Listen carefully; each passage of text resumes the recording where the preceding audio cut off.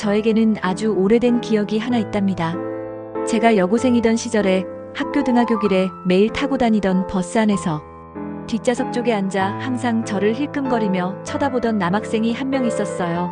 하루도 빠짐없이 저를 쳐다봤었는데 사실 이 남학생은 같은 마을에 사는 1살 오빠였어요. 신기한 것은 제가 버스를 기다릴 때에는 분명히 보이지 않았는데 버스를 타고 나면 언제 탔는지 버스 뒷좌석 쪽에 앉아 있었어요. 그러던 어느 날 작은 시골 마을에 일대 사건이 하나 발생했어요. 우리 마을 남학생 누군가가 그 당시에 사연 읽어주는 라디오 프로그램으로 유명했던 당신의 이야기에 사연을 보냈지 뭐예요.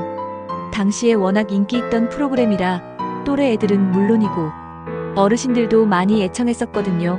그런데 사연 이야기를 듣고 있던 저와 제 친구들은 모두 환호성을 질렀어요. 사연 내용이 너무 자세하고 디테일해서 우리 마을 남학생이 보낸 사연이라는 걸 누구나 알 수 있었어요. 사연 내용은 대충 한 여학생을 좋아하는데 이 사연을 들으면 내 마음이 전해졌으면 좋겠다는 뭐 그런 내용이었는데 사실 친구들의 환호성과는 달리 저는 많이 당황했어요. 그 사연 속의 여학생이 저였거든요. 어떻게 아느냐고요? 제가 항상 버스 안에서 지정석처럼 앉는 자리가 있었는데 여름철에 햇살이 따가워도 고집스럽게 그 자리에만 앉다 보니 따가운 햇살이 비쳐도 아랑곳하지 않고 앉아있는다고 친구들이 저를 햇살이라는 별명으로 불렀었거든요. 그런데 그 남학생의 사연 이야기에서 여학생을 햇살이라고 부르지 뭐예요.